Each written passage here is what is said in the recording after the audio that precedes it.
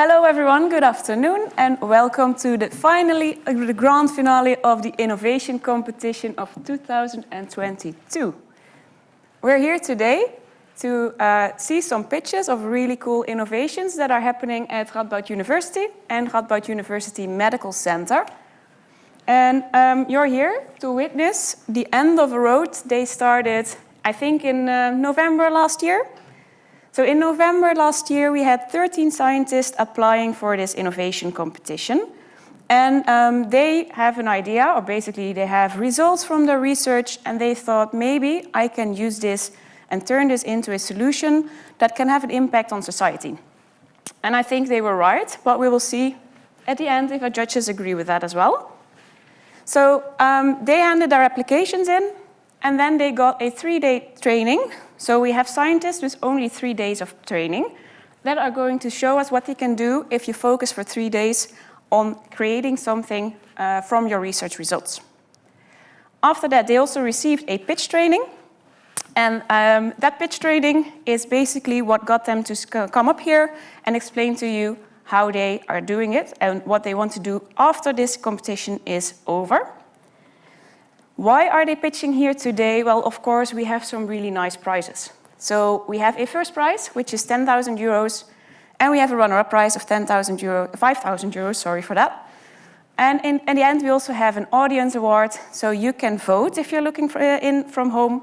You can vote for your favorite innovation, and they can win 5,000 euros. So you do have a vote, and using it is very important. The prizes will be used to help them further develop their innovations and hopefully turn it into the solution that will make an impact on society. How that works? Well, we show you later on because we have one of the winners from last year up on the stage later on in the show, and she's going to tell you more about how the prize helped her with the rest of the development, where she's going right now, and I think most importantly, what she learned during the process. The prizes are very important, of course, but I'm very happy that I do not have to decide who gets them. That's why we have a jury of independent experts. They are all experts in the field of innovation, entrepreneurship, and also on finance, because finance is an important part when you're creating new innovations. And we're going to the jury. So I'd like you to briefly introduce yourself. And then, of course, I have some questions of what you will be looking at if you are looking at the pitches. Maybe we can start with you, Peter? Sure. Yeah. Thank you. Thanks for the invitation to be here, and thanks for the participants writing their stories. My name is Pieter Remref. I work for OostNL. That's a development agency for the capital department, and I've I assessed say more than 20 years.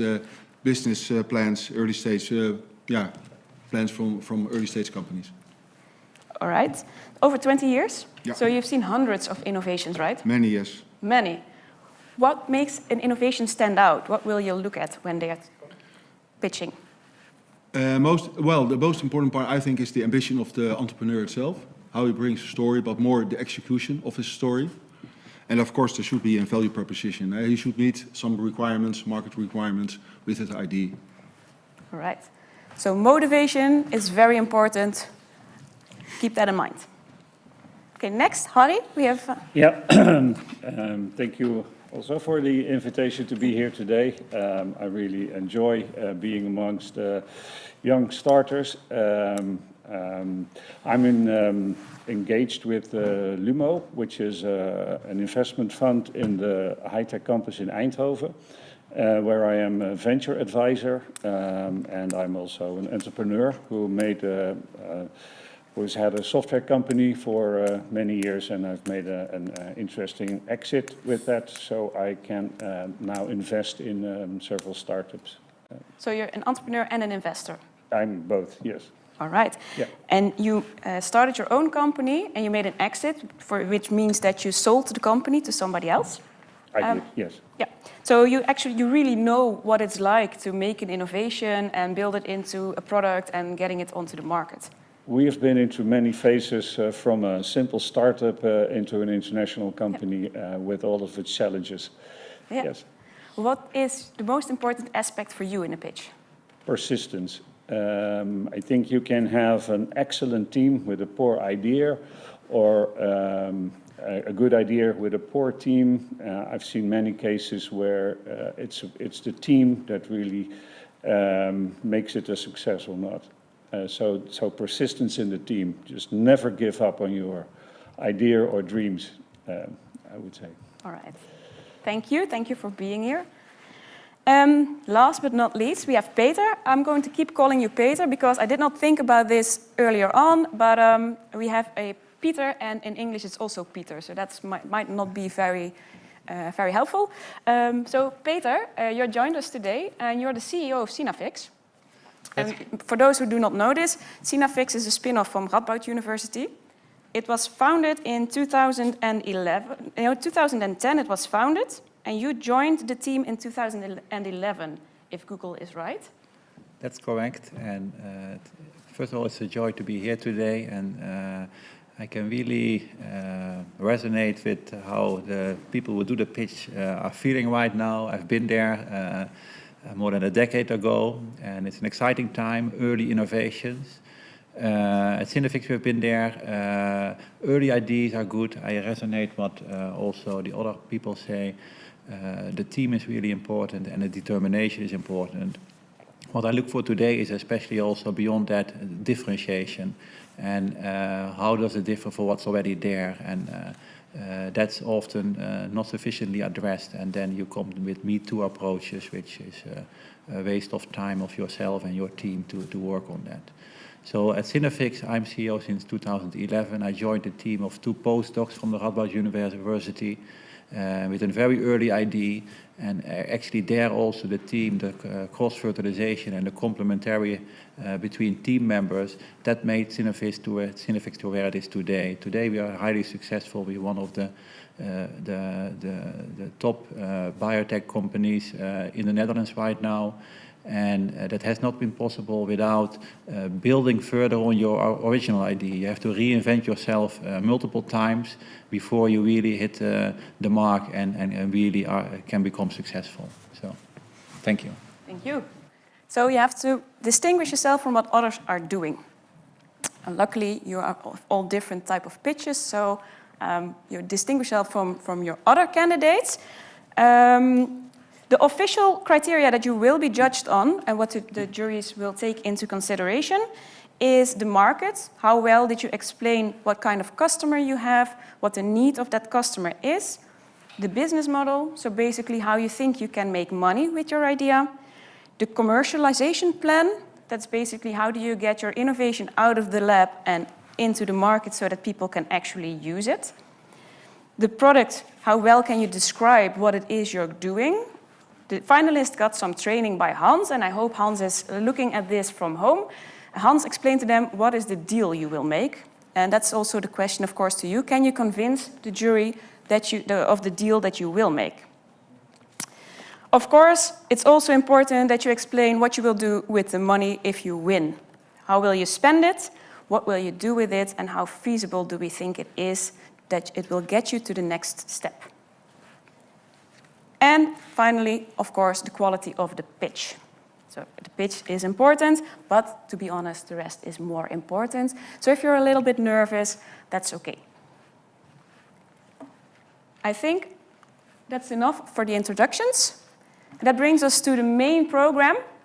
What we are going to do today, you will see 5 pitches of each of the teams. They have 3 minutes to present their ideas to the jury. Then the jury has 10 minutes to ask them some questions. And we have a little bit of time to switch, so you see them in one row. There is no pause in between. We have 5 pitches after one another. Of course, after that, the jury will decide, well, they have to deliberate, I think, first. They will decide who wins the first and the second prize. The audience prize, that's where you come in, especially the people from home. You can go to Menti, you will get the code later on, and you can vote for your favorite innovation. Any questions about this from the participants? No? That's great. What we have for you today is we have Constence. Constence is an innovation that comes out of the Donder Center for Cognition. We have GlycoTherapeutics, that's related to health. That comes out of the Institute for Molecules and Materials. We have another innovation coming out of the Institute for Molecules and Materials. That is MolKet. That's not really health related, but it's a combination of chemistry and software. We have a lot of combinations today here of technologies. Of course, we have Viktoria Eless with PiCard. She works at HFML, the High Frequency Magnets Lab. High Field Magnets Lab, sorry. And she works with magnets and lasers, but her idea is on quantum storage solutions. So I'm not really sure how that relates, but it can be interesting. And last but not least, we have Skip Beat. She is the representative of the Radboud University Medical Center, and she, of course, has a health innovation. If you noticed, we have 5 completely different ones from all over the university. So it's not only the Faculty of Science, we also have the Faculty of Social Sciences and the Radboud University Medical Center present today. I'm looking at my colleagues if I'm forgetting something, because I usually do, but if I don't, then I'd like to go on the first presenter of today, which is Nasir Ahmad, and he's going to talk to you about Constence.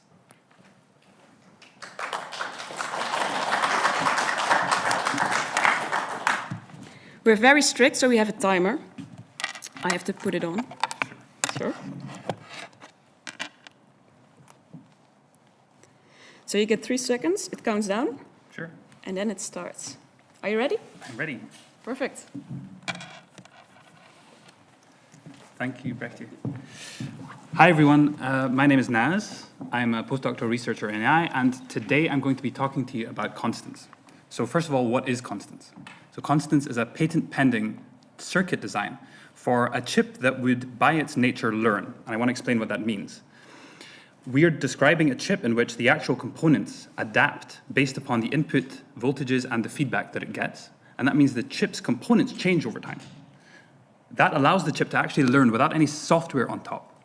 And not just that, because it does one specific thing, it can be made super low power. Now, why is that important? So if we think about artificial intelligence and machine learning, at the moment, training these algorithms is done in data centers. It uses a lot of energy. It takes a lot of time. Now, in comparison, the next generation of training artificial intelligence algorithms are what are called neuromorphic chips. These are chips that mimic how your brain learns. It's really inspired by neurons. And your brain is very low power, and these chips are intended to be low power as well. And Constance is an example of a neuromorphic chip.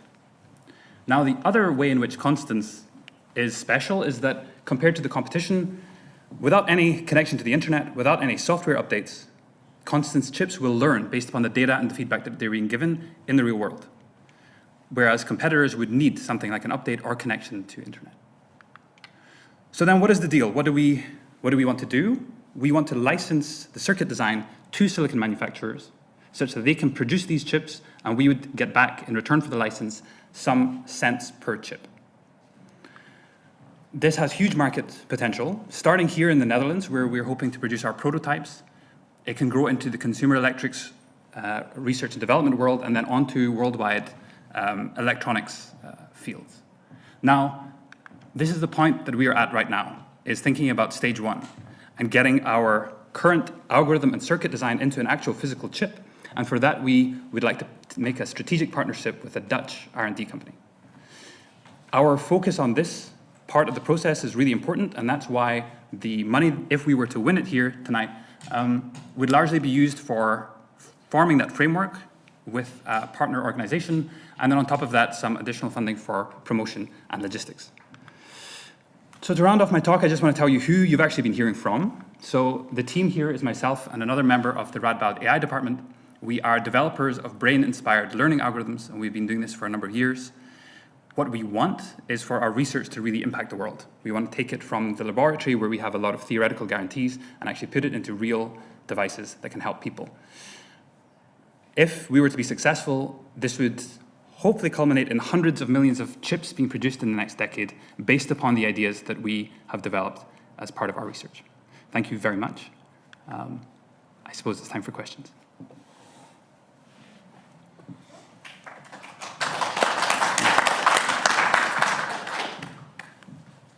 Sure.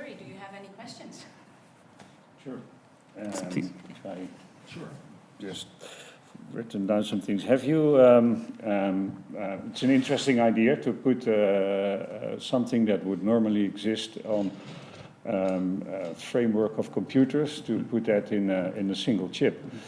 I have two questions. Do you have any time frame in mind in which you will yield your idea into a successful product? That's one question, and the second one is actually, is this at all possible? You think you of course you would say yes, and can you take us along your journey on feasibility of actually creating a chip with the functionality you just described? Okay, great question. So the first one was, how long would it take to get to effectively a prototype, I suppose that's what you're saying. So we have we have a whole bunch of simulations that show this circuit in action.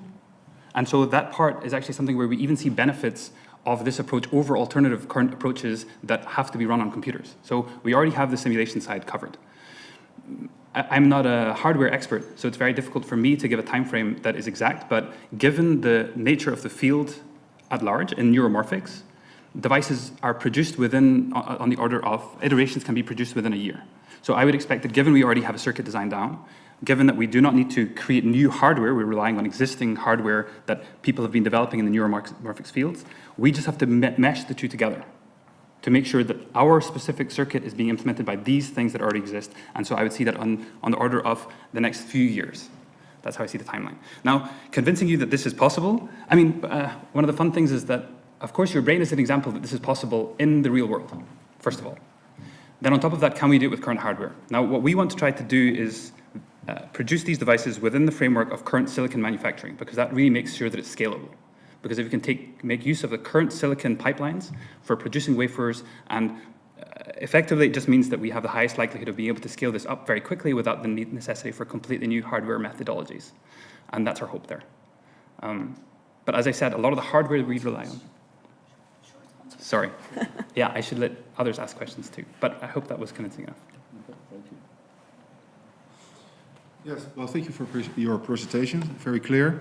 This sounds, I'm not an expert in this field, so it sounds very disruptive. And you spoke a lot about the technology and where it came from. So my question is, have you already spoken to potential customers? For instance, your launching customer or your partner to develop it further? Yeah, we already are in talks with a specific, I'm not sure if I should say their name, but a specific research and development company in the Netherlands who work on semiconductor related devices. So we're in talks with them already about how they could support us in producing the first hardware prototype. And of course, developing that relationship to a point where we're happy that we have enough control is important. Yeah, well, I understand the development of the chip, but also the validation of the chip in the hardware that it does what you're saying. Yeah. Okay. And what is your goal, your personal goal? Are you seeing yourself as a CEO of this company, or would like to go further in the academic world? Right. So I don't have a business background. So I see myself as being a core part of the company because it really comes from the passion that I have for trying to turn my research into something that's real. That's the way that I think I can impact the world. So I would be scientifically involved, but not necessarily in the business end of things. Okay, thank you. Good. Thank you for the presentation. A question on the differentiation. You say this is totally unique, what you have, the concept. How does it relate to, for example, Intel's neuromorphic chips that they have presented with open source software, the Lava software? Where is the differentiation and the value compared to that? Good question. So as you say, Intel, for example, have a neuromorphics department. Loihi, they have this chip that they're producing. There are a number of universities in the UK as well, for example, in the US, who are producing neuromorphic chips. Our differentiating factor is that the learning algorithms for these chips so far have really been lacking. That's why we have not seen the disruption from them yet. And what we came up with is an ideal way to set up a circuit. And it's a very specific circuit, so it's not like taking a general purpose neuromorphic computer, which they're producing, which can execute different, for example, learning rules or so. We're talking about a very specific circuit that if you made it once should act the way that our simulations say would be very successful. So the differentiating factor is really that they're going for an approach where They want to try to get into this market and nothing has worked so far. And we've been working on the theoretical idea of how do we make it work, and we've identified the minimal circuit that should give us the maximum gain. Second question, how well can you protect this? You have a patent filed. For software, it's difficult to have very broad patents, so can other companies like Intel easily work around, and are there different ways to roam which will dilute the value and the market share that you can capture? It's a very good question. I mean, this is something that very large companies are interested in, and so protecting it is important. As you say, we have the patent pending, but it is possible to get around these. I mean, we are cutting-edge researchers in this domain, so what we hope is that our continued knowledge and our expertise is really will keep us on that edge of developing the next version also of Constence, and on and on. So we hope that the fact that we're so well embedded in research will help us. We already know for a fact that in terms of research, we're on the cutting edge. And in terms of protecting it, producing a first hardware prototype is also really then important. And the faster we can do that, and the faster we can then begin to patent the actual hardware, the better. Final quick question. Yeah. The contract research organization that is involved, that you envision to be involved in the chip, in the prototype, is that also a big player in the semiconductor industry? So that can that be a launching customer as well? That's what we hope. That's what we want to aim for, is research and development within semiconductor research companies, so that we can really launch from there. And how much traction do you have in discussions with that company? Yeah, that's something that we're talking to them about the idea. And now we have to really flesh it out into an actual agreement where we can, as I said earlier, hopefully keep as much control over our ideas as possible, but also get the benefits of this interaction. Good, thank you. Thank you. Questions from new questions from the other jury members? No? Okay. Thank you very much. Thank you.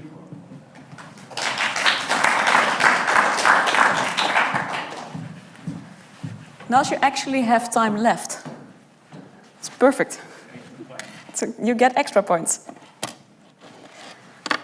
Next up is GlycoTherapeutics. Nienke.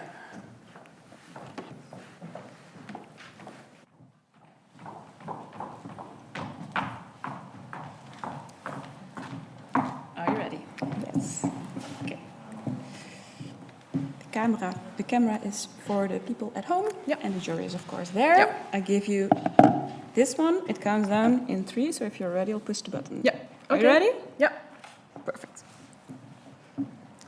So first of all, I would like you to carefully look around and look at the people sitting next to you. Because here's the thing, either you or one of these 2 people close to you will get diagnosed with cancer at some point in their lives. Sadly, still 40% of the people gets diagnosed with cancer once. At GlycoTherapeutics, we developed 2 drug candidates that could serve as the next generation cancer medicine. So after 3 years of our drug development, a license to a pharmaceutical company enables them to do the final clinical trials and sell the drug, and in return, GlycoTherapeutics receives royalties on the revenue that they make. So how does that work? Well, the entire cancer drug market is worth $200 billion, in which the top-selling drug is worth $15 billion. A license deal on such a drug therefore involves royalties in the order of hundreds of millions of dollars. So what's new about our technology? Well, in recent years, it has been found that cancer cells are protected from the immune system by a sugar coat. And our drug candidates can remove that protective shield, thereby helping the immune system to attack the cancer cells. And this is of interest for pharmaceutical companies since they typically have multiple drug candidates in their development pipelines. Our technology therefore increases their chances of finding that one new cancer treatment. But to be of interest for their pipelines, we actually need to get to the clinical trials. And to get there, we need 3 million euros to finish our medicinal chemistry campaign and 7 million euros for animal studies. Sadly, still 10 million people die of cancer each year. But at GlycoTherapeutics, we are committed to lower these numbers. And we have competitive advantage to do so since both of our technologies are patented. Moreover, we are working on a promising frontier in drug development with still little activity. And finally, we have expertise in medicinal chemistry, tumor immunology, and clinical oncology on our scientific advisory board. So together, we are a young team with expertise in business, chemistry, and biology. But we're actually also supported by our 3 other co-founders, which total 6 expertise to over 50 years. Altogether, to reach a license deal in 3 years' time, we need 2 rounds of investments. Moreover, as an addition to our team, we will attract a preclinical expert. And finally, we will end our medicinal chemistry campaign in 1 year so we can reach clinical trials in 3 years. So why do we actually need the 10,000 if we aim for a 3 million investment? Well, to attract investment, we will need to present a solid development plan. And to improve that plan and lower the risks, we would like to execute a freedom to operate study and talk to preclinical consultants. So, from now on, keep your eyes and ears open for new announcements from GlycoTherapeutics while we work on the next generation cancer medicine.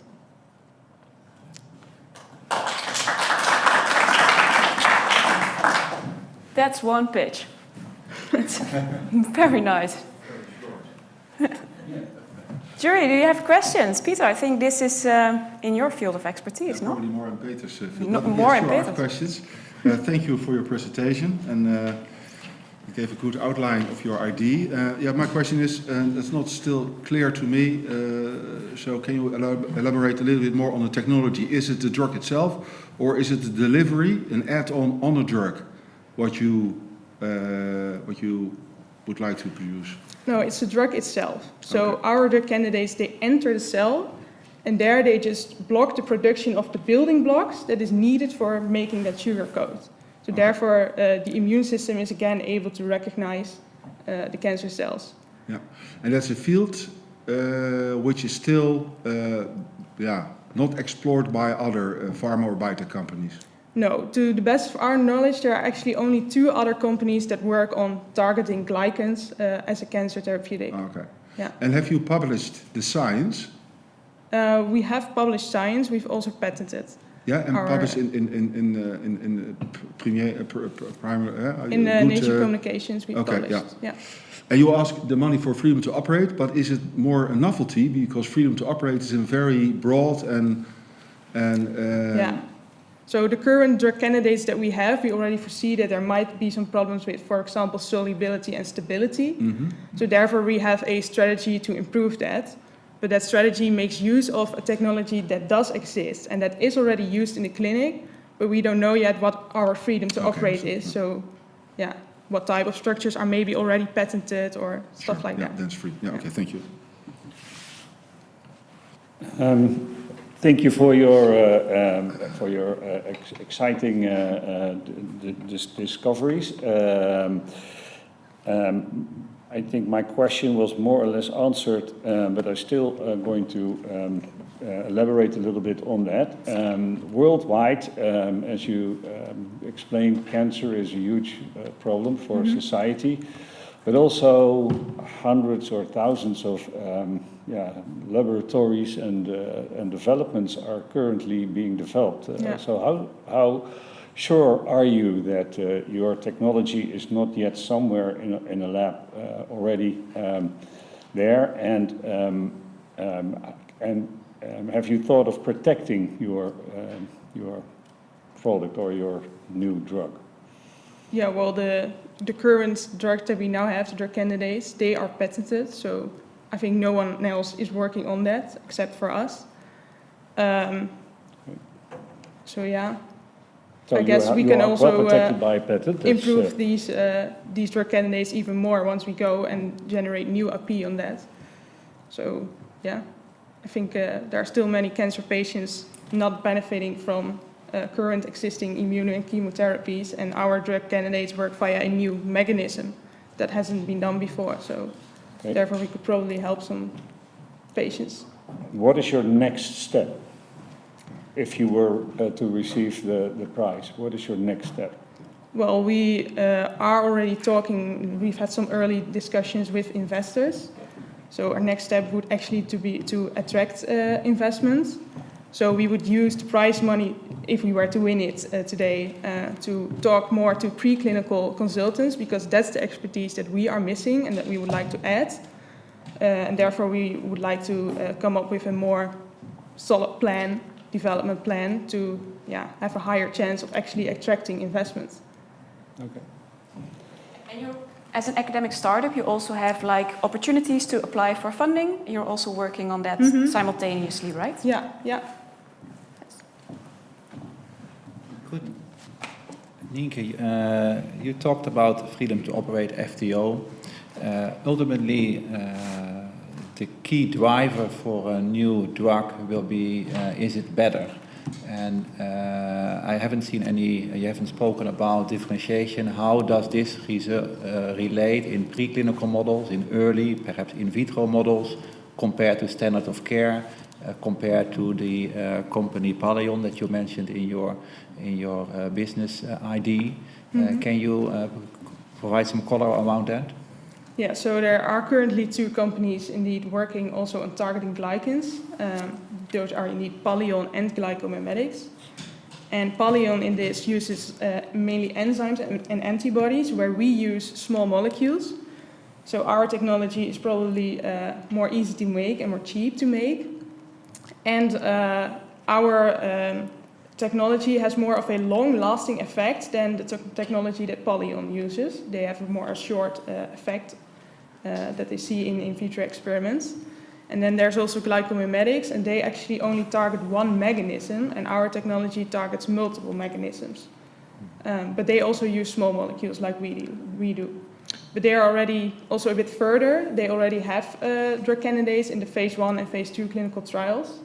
So this does show that targeting glycans is a very promising field in cancer. But do you have head-to-head experiments in early preclinical models? No, not yet. Okay. So I think testing your scientific hypothesis that it's better in relatively low-cost in vitro models, and of course they have a limitation of predictability, but you need to test your hypothesis before you go too far with the idea, and also investors will ask that. We would like to seek a collaboration for that with preclinical experts. Spending the money on a freedom to operate research does not too much sense if you don't know if you're better than the standard of care in some models. So you have to find a balance where you spend the money, and ultimately in this early stage the science will drive the progress of the company, and you are with a relatively large team. If everybody spends a few days in the patent literature, you can do a fair good estimation of your freedom to operate position as well, so especially if you seek some friends who have done that before. So that's I think perhaps a better balance to spend possible next funding. So. Yeah, thanks for the tip. Yeah. Then another question on the business model. It seems that there are lots of ideas to be a platform company generating next generation molecules, to also do the development of the product itself. There also, you're with a small team, early stage. You need to assess with the team what kind of focus that you want to bring in. If you want to do too many things, you can't fall short from financial and human resources to do everything properly.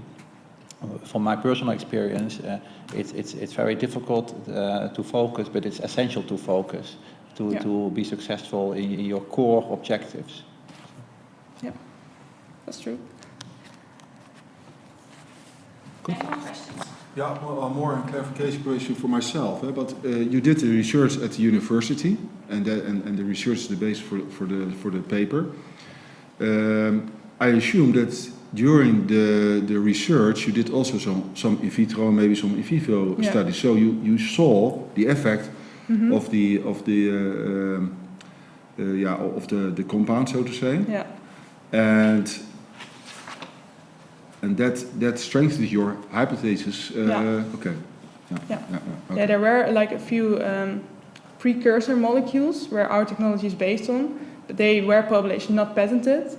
And we have now made improved versions of these compounds, and they indeed show a promising effect in vitro testing. All right, some tough questions. Harry, do you have another question, or is? It's important in a startup to have your team complete. Do you have a complete team already, or is this still a search? Well, we have a lot of expertise in our team, but especially like a preclinical expert, that's something we really want to add in our team. Yeah. Okay. And that would be one of your next steps? That would be one of our next steps, yeah. Yeah, okay. From experience, I can say one of their business members is very tough negotiator at the university. So he knows what he's talking about. Yep. Okay, thank you, jury. Thank you, Nienke. Thank you. Okay, goed hoor. We're still on schedule. Next up is MolKet, who will be teaming up to give the presentation. For the rest, how is the nerves going? It's going okay? No. Nobody fainted, so that's good, right? Also for you. Yep. The camera for the people at home is right in front of you. Try to stay a little bit here for the microphone, and of course. Yeah, we have our microphones. Oh, you have your microphones. Yeah. That's good. So I'll restart the timer. Yeah. Whenever you're ready, I'll push the button, and you're ready to go. Okay. Yes? Yeah. Hi, we are MolKet. It is mainly about software. So drug and the chemical designs are like very expensive, labor-intensive process. For that, R&Ds and companies and chemical designs, they try to rely on computer-aided designs.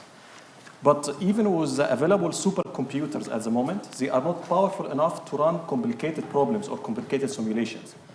But we all heard about all of this phenomenal power of quantum computers and what they can do. They can shrink the time of very complicated tasks from years to even days or hours, and this is proven already. But what is missing in this new technology is the software. And in MolKet, we wanted to provide the software to run these fast and accurate molecular simulations for drug designs and chemical design companies. We enable these easy molecular simulations on quantum computers by providing simulation software to R&Ds and chemical design companies in exchange for subscription license fees depending on the project. So the customer sends the molecular simulation design, it enters MolKet, and MolKet will perform two main tasks. The first task, it will act as a traffic officer to choose which route to go, either to go into conventional computer or to go into quantum, based on the complexity of the problem. And then it will run the simulation of that design using our in-house software modules, and then push back the result to the customer for post-analysis and validation. By this, we aim to save about over 75% from the computational cost in simulations, from over than 40% from laboratory expensive experimental work, resulting in shrinking down the design phase time of about 60%, which will lead to speeding up the time to market for their product. So what does the current market look like?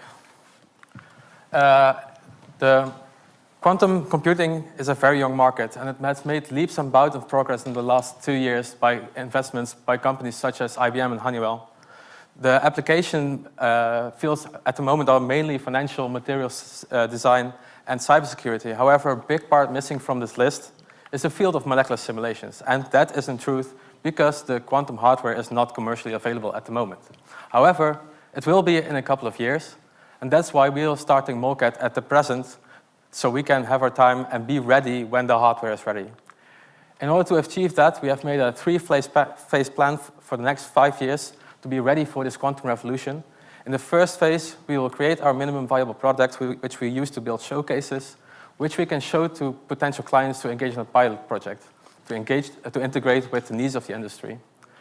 In the final phase, we will create our full software design, which we intend to release as a beta in 26-27. We both did a PhD in quantum dynamics and classical dynamics, which gives us we can leverage our expertise in molecular simulations to create this software and with it be ready for the future of chemical design. Thank you. Oh, this has... Yeah, okay. So what we want to do, should we win, we want to mainly put the prize money towards making our MVP and getting the required software licenses to actually run it as a commercial business. Thank you very much.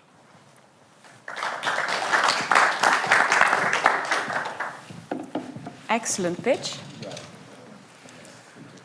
Yeah, well, I'll try to ask a few questions. Well, let's start. When I read your paper, I understood that you were working on a thesis or something like that, and then you concluded that there was a lack of, that it took too much time to design the molecule, so to say. So my question is, what is your ambition? Is that the academic, or would you like to go further with this company? So thanks for the question. It's very nice. So we wanted to extend that application to the industry, basically, because they are dealing with larger molecules, and they wanted, whereas the time and the money are really critical for them. And having molecular simulations that can be done very fast and accurate for larger systems in a very doable, realistic time is very crucial. So this is why we wanted to extend it to industry more than academic. But of course, we wanted to have also a lot of academic collaboration for patents and so on. Yeah, but would you like to focus on your company for 100% or more than 100%? Or are you saying, well, it's nice to have, but besides this, I would like to, my ambition is more an academic career. We wanted to go for fully an industry, because now we want to publish the white papers and have these algorithms available, and leave the industry to try them in pilot projects. And once they have the results successful, we can launch beta releases and so on. Okay.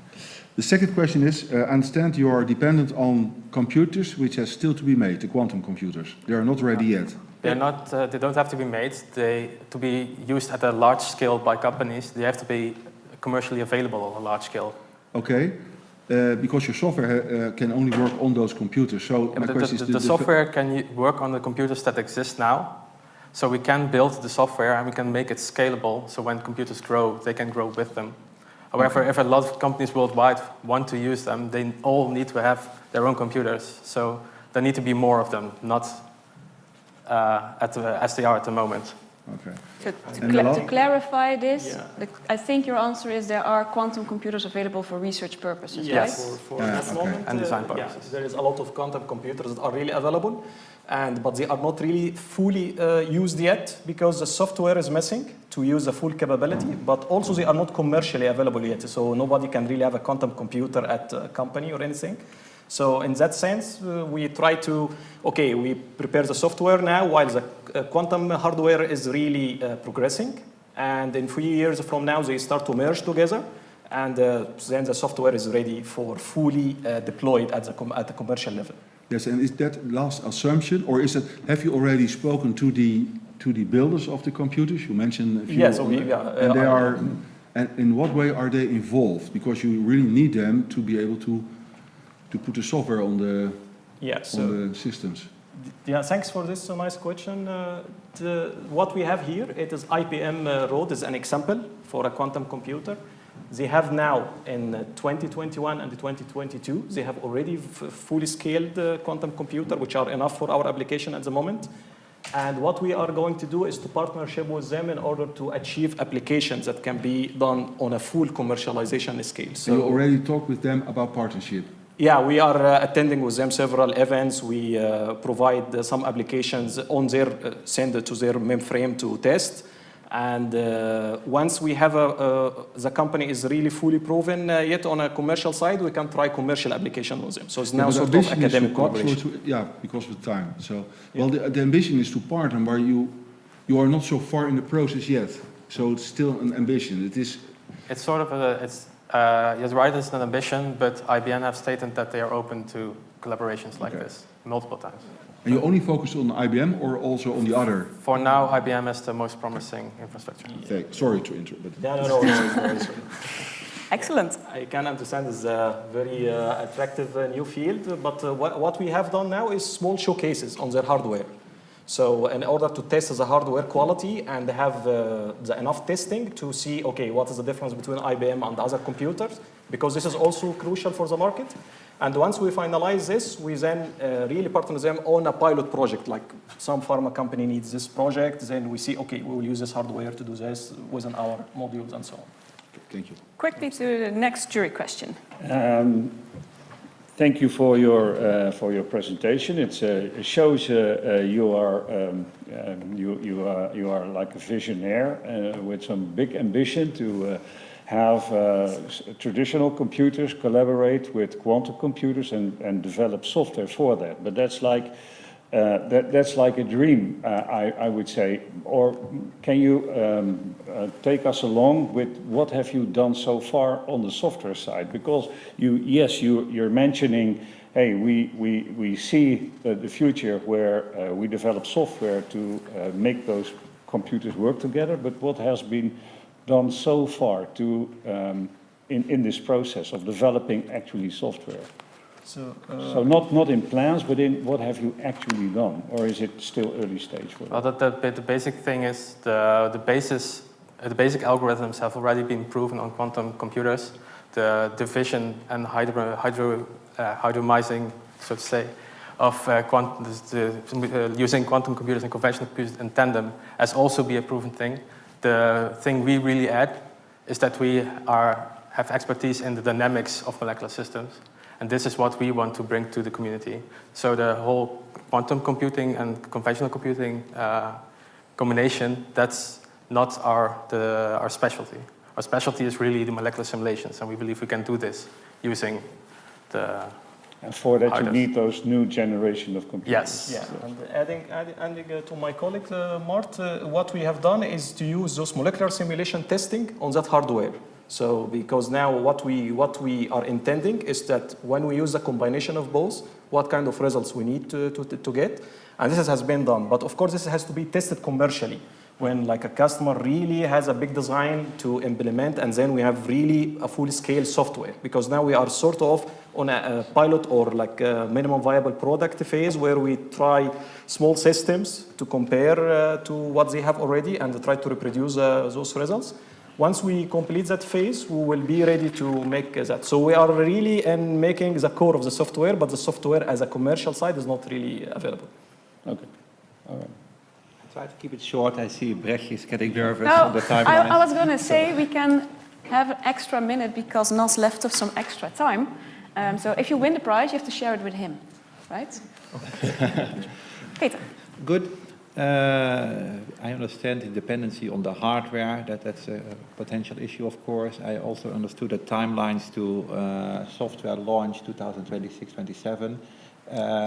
When do you plan to have your first kind of prototype software that you have the proof of concept that this really works and that you can lock in your first customers who says, yes, when it's really ready, I would like to use this? Yeah, so in our time scale, which is based on initial testing we have done using small software pieces to run on those new hardware, it is in 2 years from now. So because our software is about, you have a design in mind and we set up the cool libraries and then the customer sends the design to us and we perform that simulation. So in 2 years from now, we should be able to, we can really start pilot projects with customers. And they will pay for that, you believe? Yeah. It's, now we have several connections with newly started quantum hardware companies. And they also started pilot projects. So we also will partner with them and we will do our own partnership as a software company.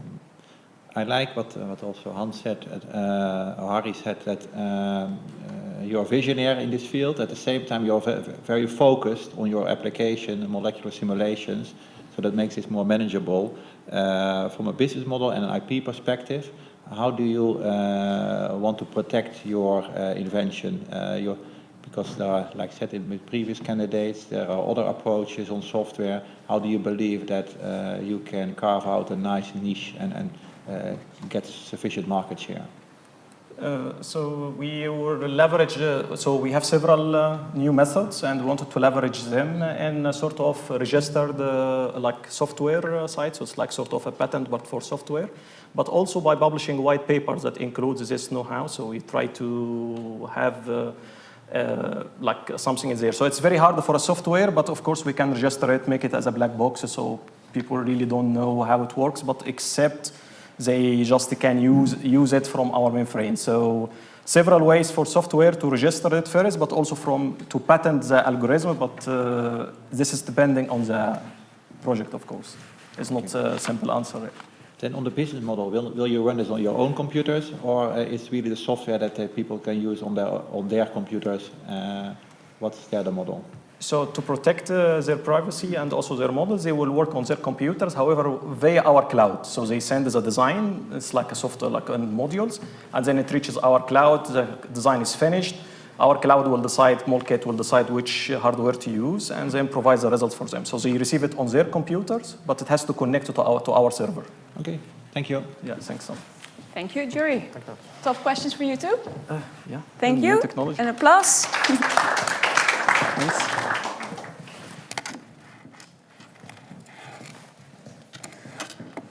I'm very glad I don't have your job at this moment. Viktoria, are you ready? As I'll ever be. That's the spirit.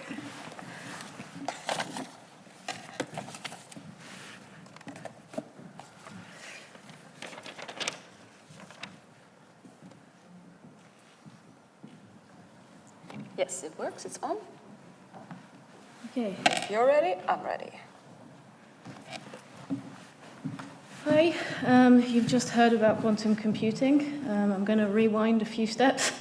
You may have heard of quantum computing in the news, and if you have, then you will have heard that it involves special properties that computers can use to do things that are currently not possible. And you may have also heard of qubits, quantum bits, which will replace the ones and zeros we currently use.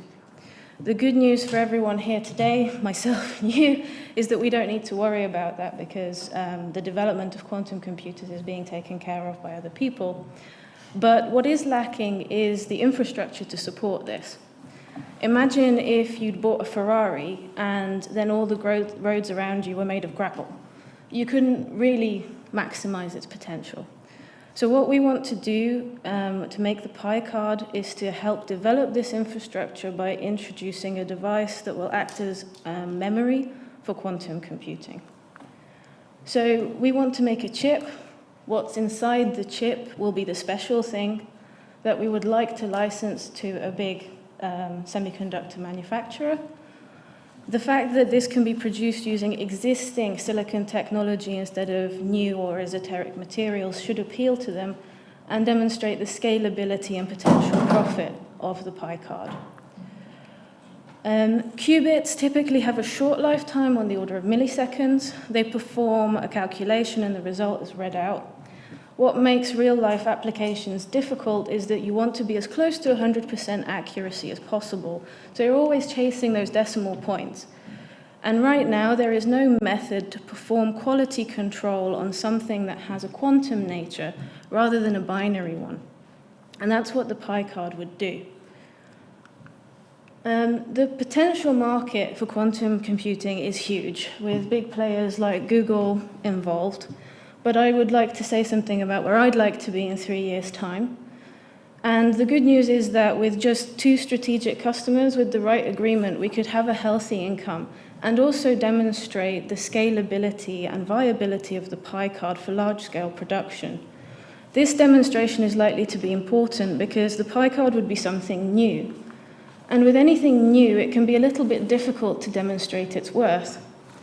So what can I tell you? What I can tell you is that right now, quantum computing involves a 2-stage process. As I mentioned, the qubits, and then processing by computing that we're used to. So it means that you have quite a classical approach to this very novel thing. And the PiCard would be the first time that we would have something that would try to keep that information that you've got out of your qubit alive for longer in a quantum state. We have 2 things really going for us, and that is that we have access to Felix, which is a free electron laser. It has very high power and tunability, which means that we have a body of knowledge that means that we're at a very niche intersection of semiconductors and infrared optics. And of course, we would need to secure this with a patent. This means that we have a pretty busy year ahead with an IP investigation prototype so that we can carry out a feasibility study in the summer and apply for a takeoff grant We would need the takeoff grant in order to be able to develop our product in earnest, and with the help of a co-founder and good connections and some luck, we would be able to start a pilot study in January 2023. Currently, the team consists of me. I hope I've been able to make clear the goals of what I hope will be PiCard systems, and I've also been asked to make clear what I would spend the prize money on if I were to win it. Thank you very much.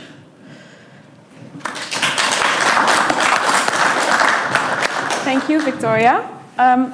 Did Hans teach you all how to pitch like this? No. You've outdone yourself, Hans, if this is your work, all your work. Very interesting presentation, but let's see what the judges have for questions. Yeah, I have a question. Your idea sounds like an interesting solution in quantum computing.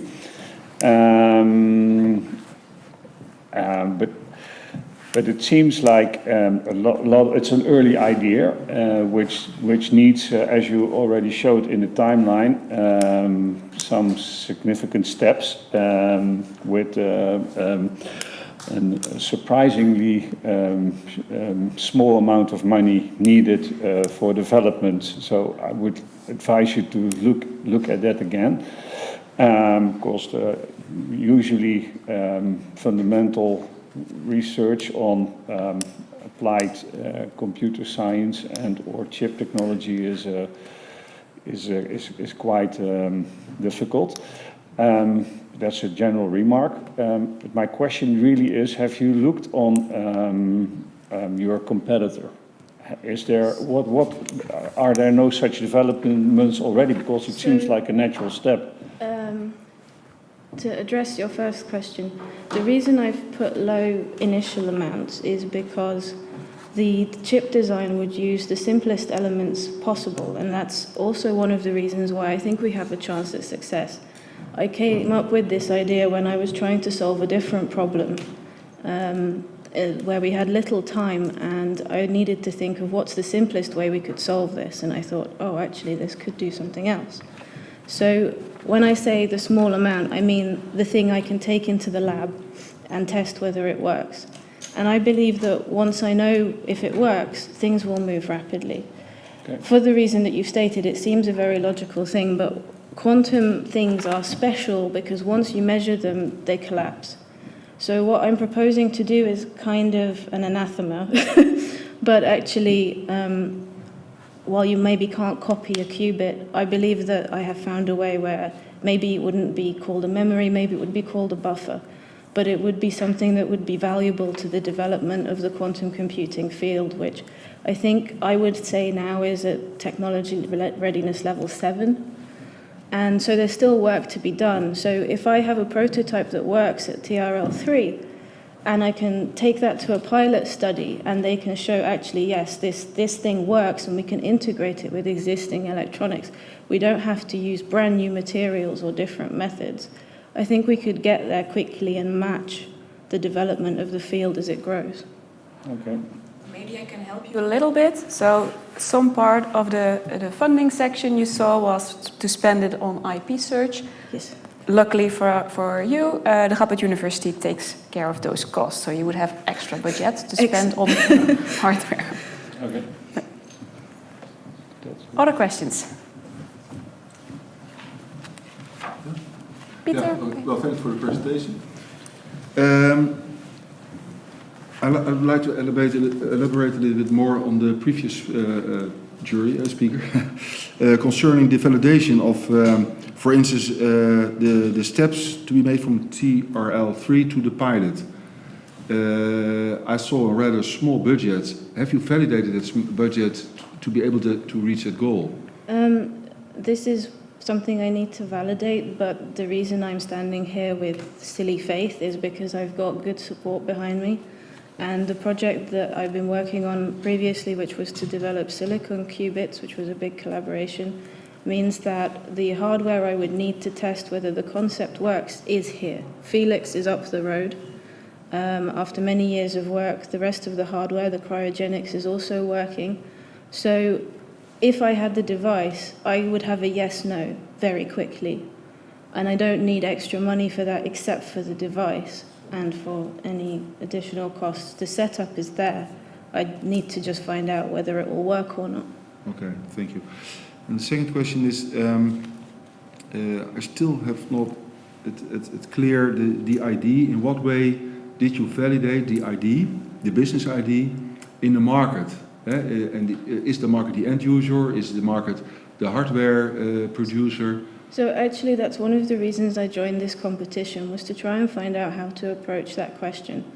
I've stuck with the semiconductor manufacturer because I believe that would be the best end goal, but also if they were interested, then that would also be the best way to develop the chip past the prototype stage, because producing a line of chips is extremely expensive.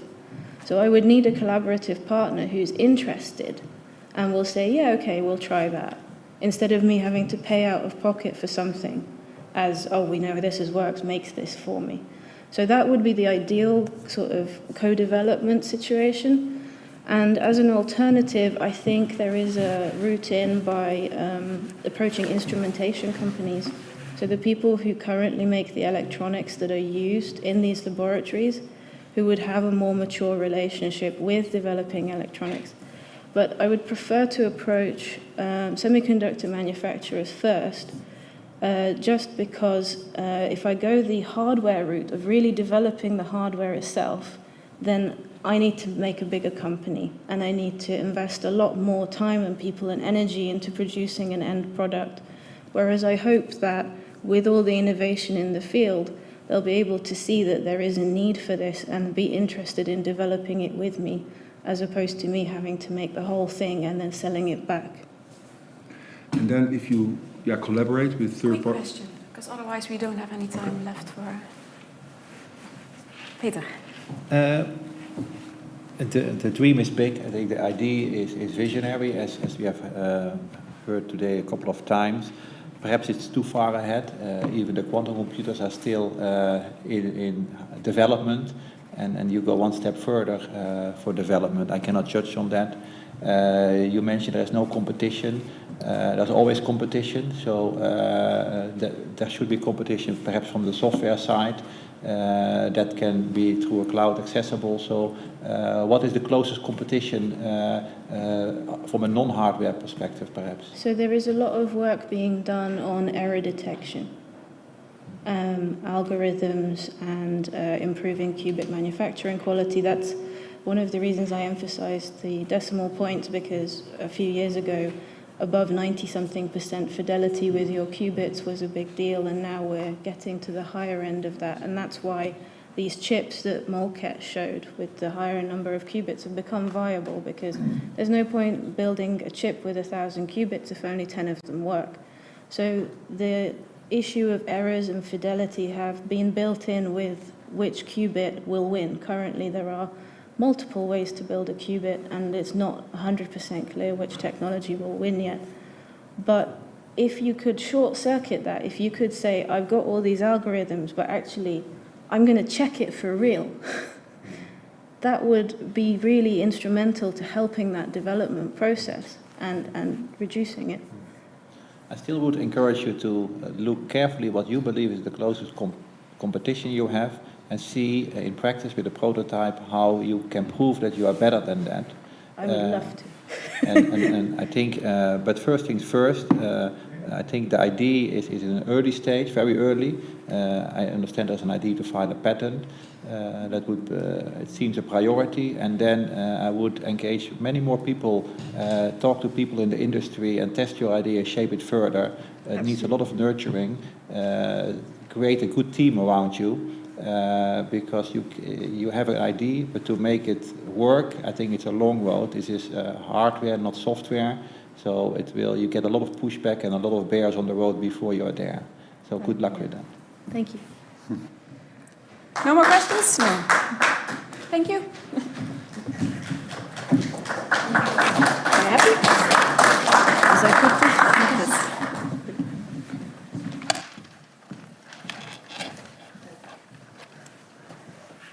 So last but not least is Olga. All right. Are you ready? Of course. Yeah, of course. Of course I'm ready.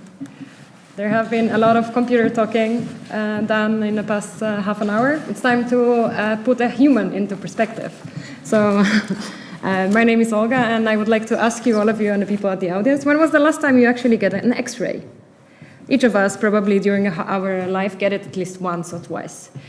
Does it matter for us? Is it harmful? No, it's not, if it's once or twice. But there is a group of people, group of patients for whom repetitive exposure is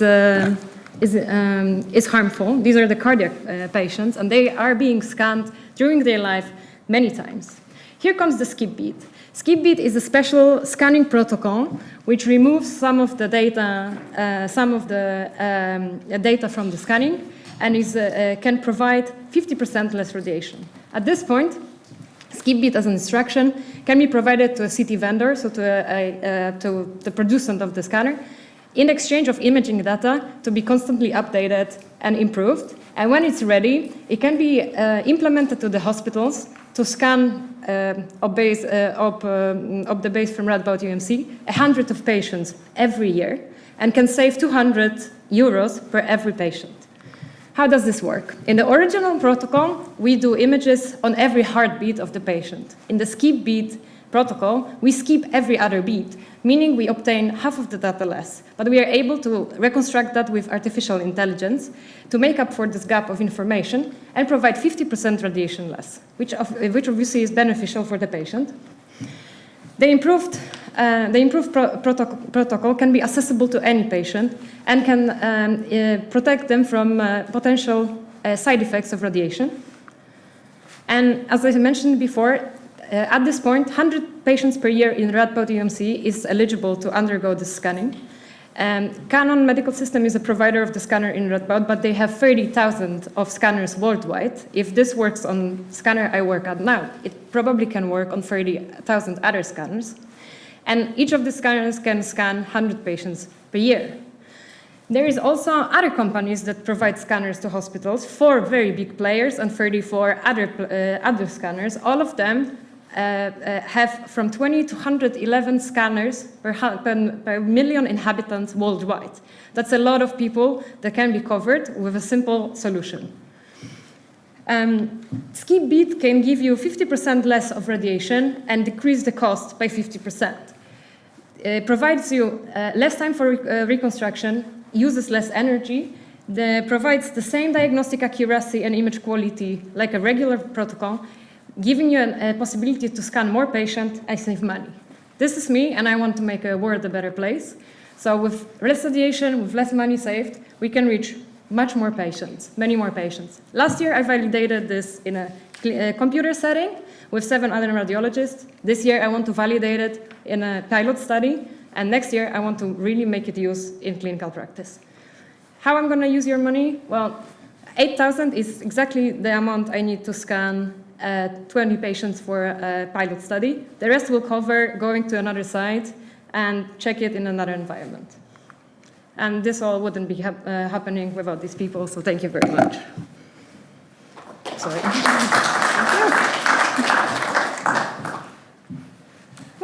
Time for questions. If you answer, try to sorry. Yes, for the microphone for people at home. Prima. It's an innovation competition. It's also an innovation business competition. I understood your envision to make your innovation available to the community. Is there a business model behind it, or is it your ideology to make it available to everybody who wants to access it? At this point, I want to make it available for everyone for free, because it will improve the healthcare and improve the society in general. It also cannot be patented, as what I understood. That's why this is one of the reasons I want to make it this improvement. Have you looked to any ways to protect the invention so that it can be monetized, or that's totally not your interest and not your ambition? Or I looked into that. There is a possibility of issuing a license, but licensing, that's the next step. I am at the baby step at the moment. It needs to be validated in clinical practice in order to be a ready-to-go product, to be protected. The second question, you mentioned Canon as one of your partners, or at least one of the users of your innovation. How is your relation with them? Do they want to commercialize this, or do you do this together with them? Because they could also co-fund what you do if this is really of benefit to them. Can you share some insight on that? So the retrospective part of this project, that was a part of my PhD, which was a validation of the dynamic myocardial CT perfusion, which is a novel scanning technique. The prospective part, the pilot study, it's not within my PhD project, so it's a next step. I am, let's say, I think I can say that I am in communication with Canon Medical Systems where we are going with that later, but that's everything I can say at the moment. Okay. Thank you. Thank you. Maybe to add to that a little bit. Yes, I'm sorry. Yes, sure, of course. You spoke to the Knowledge Transfer Office, right, at the Radboud University Medical Center about patenting. Yes. And that yes, was not yes. possible according to them, so Yes, she correct. checked. Yes. Yes. I validated that with someone who knew. And Okay. Thank you for your idea and application. To me, it's a very logical step. You actually improve the process of scanning, and also there is a significant cost saving. Although I agree with the previous speaker that to make this into a company is maybe not really applicable with your idea, but I would say go talk to manufacturers like Canon and strike a deal with them directly there, because I think they are always interested to be better than their competition, and this would be a competitive advantage that you would be able to create for scanner manufacturers. So I definitely do believe that you have some commercial advantage at hand, but this would be not in selling a license. That could be maybe challenging, but always companies are interested to improve their current products, and this is a clear idea of how to improve the quality, or at least to reduce cost with the maintenance of the current quality. So my recommendation is to talk directly to manufacturers, more than it is really a company. That's a remark from us. Have you thought about that? yeah, I have. But at this point, I just want to make it available, because the gain for the society is much bigger than a gain for my personal gain. That's what I think at this moment. Sorry, The gain for the society it's bigger. It's bigger than Yes. my personal gain. Yes, but also that's true. You're definitely there. But I do believe you have something at hand, something wonderful in hand. But As every an conversation invention. with manufacturer, it always starts, have you validated that in a clinical practice? And Well, you have. retrospectively, yes. Prospectively, not. So there must be patients coming, being scanned, like physically with that method, and I need to compare that with a regular protocol and say, okay, in computer we already know that it works, but now we need to know that when a patient comes and gets scanned with that Sure. with that protocol, it works as well. But that's also in the interest of the manufacturer that Absolutely. to validate this idea in their scanner. So I think you're on the right track there. Do you happen I to still know? I still need 10,000 euros Sure. before I get there. Of course. Harry, do you happen to know someone at Canon? Well, not at this moment, but Just I checking. believe you have a strong idea. It's not difficult. My wife works at Philips, and she can connect to the right people there as well, so that would not be a problem. Awesome, great. That's great. Peter? Yeah, well, I think it's a challenge for us to validate your proposition, because this is a business contest, and in your proposition we lack a little the business I've component. heard it's an innovation competition. It's an innovation competition, and of course you need to have like an edge that has to do with being better or making more money. So it's not a startup competition, it's a scientific innovation. So how can you create research results and turn it into a solution and get it used? And in this case, I think the savings that could be made are also, of course, it validates that there could be a market for it. I'm very glad you clarified that, so you're still in the contest then. Sorry for that.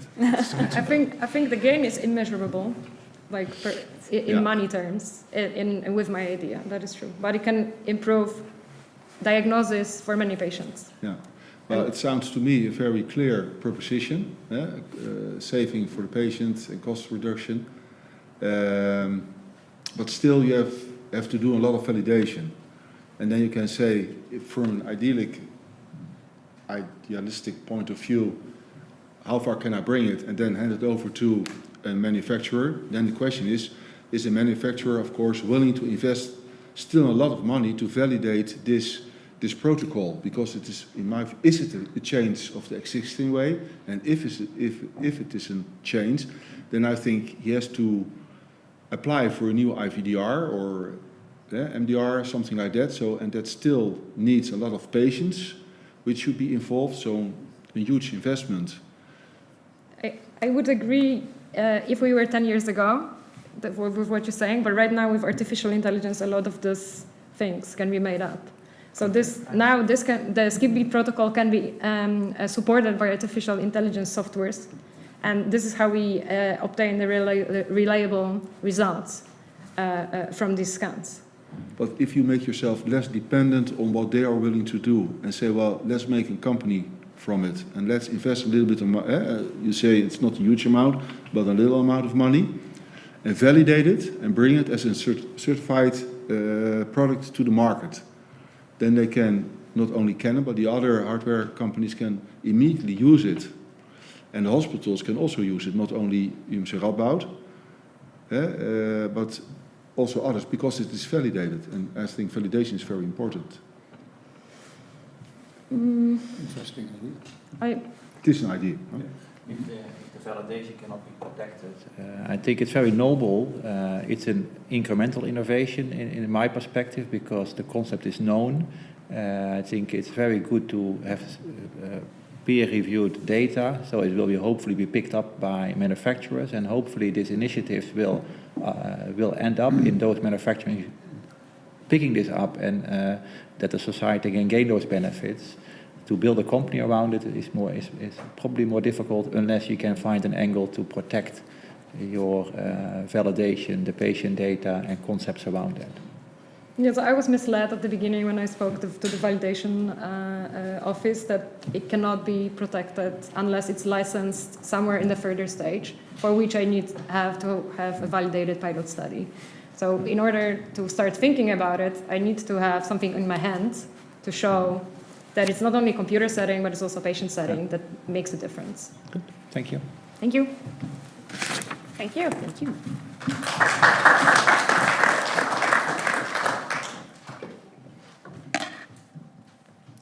I hardly don't believe it, but I think we're ahead of schedule. How did this never happens? We heard a lot of things.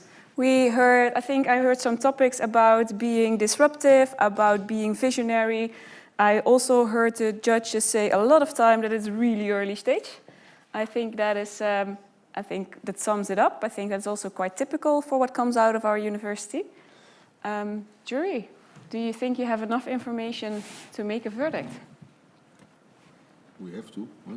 Of course, you have to deliberate, yes, but... we have to, yeah. Can we invite them in our small room? To discuss it with you? Yeah. I would say that would be adding a lot of stress, I think, to this process. No. I think we have a lot of information, more than I expected, so it was very clarifying having everybody elucidate more on their ideas. So it will be still difficult to make a decision, but we'll do our best, and I'm sure we can do it. I agree with that. It's because they're so different. All of the speakers have such a different story. One is super early stage, the other is still quite early stage.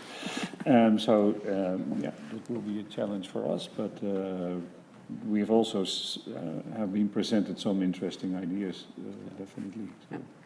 So our slogan for the competition is participating is winning, and I think with all the advice that you gave the entrepreneurial researchers, I think that is definitely true. So I think they got a lot of pointers from just presenting their idea to you. And thank you already for that. Free advice is always a good thing. Sure. Then the jury, it's up to you, I think, to go to the backstage and make a decision. Okay. In the meantime, we also have a task for the people at home, because now the home voting will start.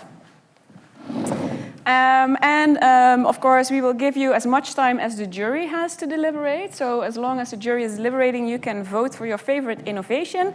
And the favorite innovation that comes out as number 1 will receive 5,000 euros. And to make it entertaining for you to wait for the judges and the audience decision, we have a special act. We have Kinga here. Kinga was one of the participants last year. Come on stage, Kinga. And now I think...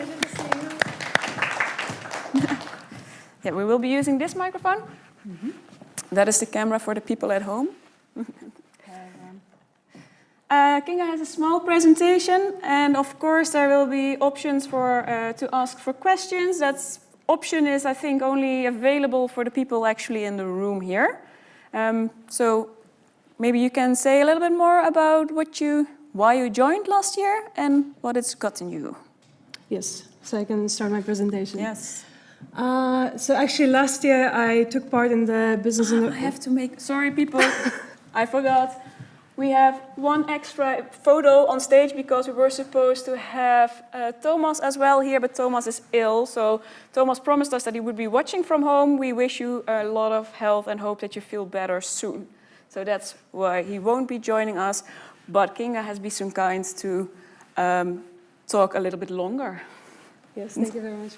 So we placed second last year after Thomas, so congratulations actually to Thomas, who did fantastic work last year. And today actually I'm missing my introductory slide about... We will manage. So today actually I will have a pleasure to introduce Monosaurus Analytics. I am a co-founder and CEO of this company. And today, actually, I will not dive into technological details. I will actually tell you more about the idea and the experience and actually our progress since last year. I will talk actually about our technology that will support pharma companies in deciding which drug candidates should enter clinical trials. So we want to actually help pharma companies to make the better decisions because we know actually the drug development process is very difficult. 90% of drugs are actually failing in clinical trials. And actually I will show you how we can make a transition from technology, service-based models towards the data-driven company. So I will show you also a bit of the long-term view. So allow me to sketch the problem that we have now. Traditionally, when we design drug molecules, we target one node. So you can actually see that by this branch structure with different kind of proteins and connections, and we target one protein, one node in the whole signaling pathway. And of course, when we block one protein, we assume that everything downstream should be downregulated. That is actually symbolized by these red connections. But we know that's not the case in most cases because we see significant upregulation of some proteins that are downstream. Every should be blocked. That could be, for example, a kind of sign of toxic effects or resistance and so on. So to truly understand the cell response, we really need to zoom out because then it appears that the picture is much more complex. What you can see here is that different signaling pathways are connected and some unexpected patterns can emerge. We don't have tools that allow us to truly capture this complexity, to truly understand how drugs are working and which drug candidates are good. So how shall we approach this problem? When we apply the drug, so when we perturb the signaling networks with drug molecule, we want to quantify the flow of information. So to truly understand the flow of information, we have to capture 3 crucial layers of information. A bit of genetics now in biology, okay? Membrane phosphoproteins, intracellular phosphoproteins, and mRNA. And intracellular phosphoproteins are particularly exciting because there are markers of drugs in action. They are responsible for the whole signal transduction. And we designed a technology called QReseq that allows us in a quantitative way to see how drugs are working inside cells. We can screen hundreds of proteins from different signaling pathways and get this quantitative grip, so what is really happening also in time slices, so we can really scan the dynamics of the cell response. And so far, we are the only one who have this kind of technology that can allow us to study cells in a high-throughput manner by combining these 3 layers of information at the single cell level. So currently we're building our business on two main pillars, service-based model and data-driven model. Service-based model is basically kind of design where we can provide our solution that comprises both experimental performance and data analysis. So we are using QReseq technology as a core. And that will allow us to basically develop our client network, gain visibility, learn more about key research areas. The more exciting part is the data-driven part. Because here actually we want to use our QReseq technology to get big data, to design our proprietary database by screening patient samples, by screening different kind of drugs on different types of cells, and build the database and also develop the AI algorithms to screen different kind of patterns, to rationalize combination treatments, to find new biomarkers, and also model the cell response. So cells that are responding, not responding, and also predict interventions to change them. So now actually I will just tell you in a nutshell a bit what happened since last year. So last year we finished the pilot trial with Adura Biotech where we studied ibrutinib. This is actually a drug that is used for B-cell cancer treatment.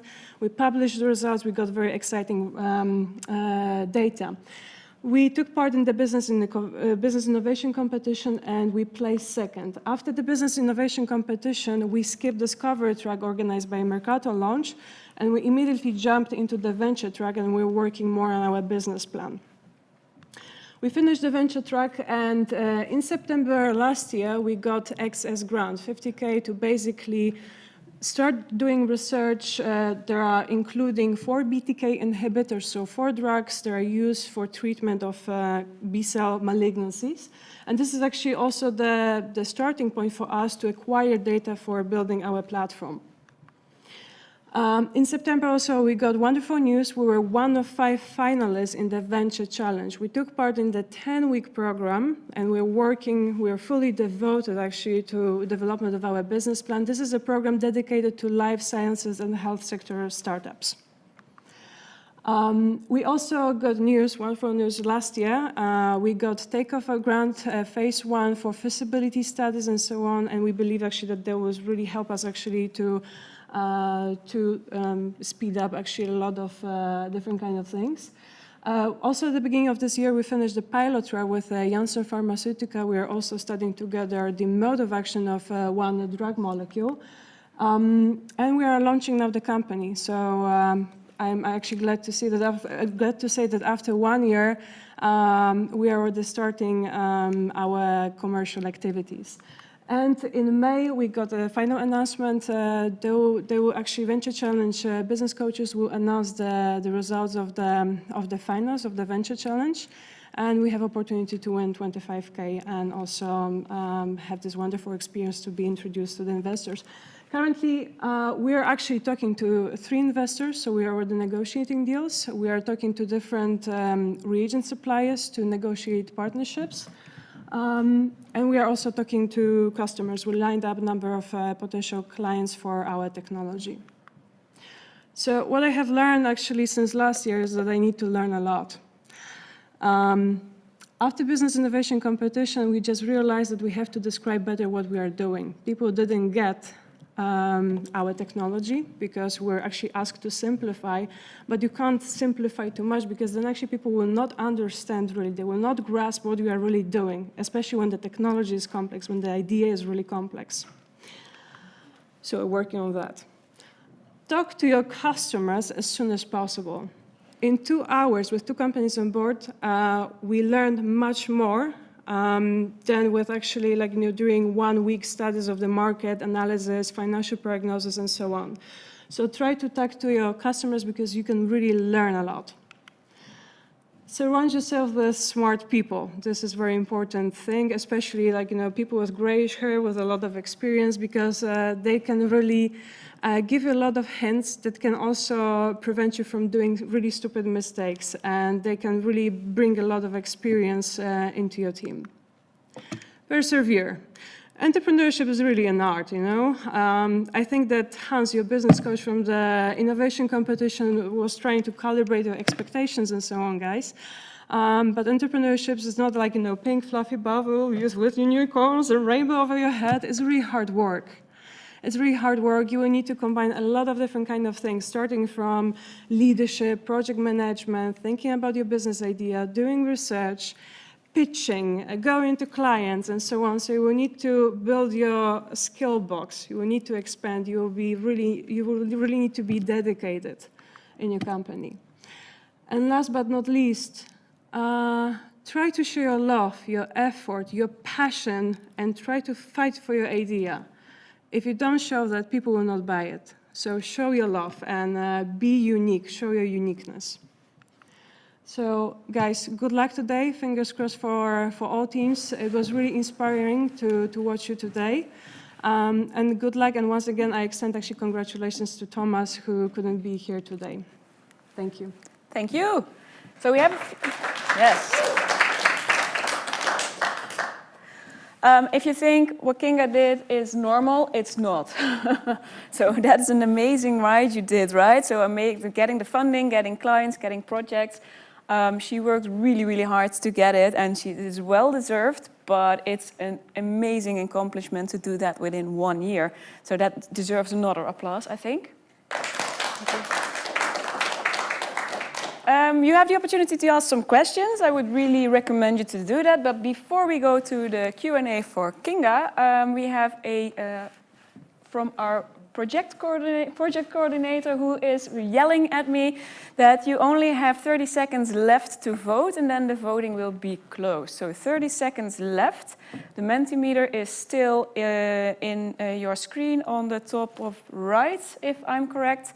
So you can still use it, and when I'm done talking, I'm guessing that it will be closed.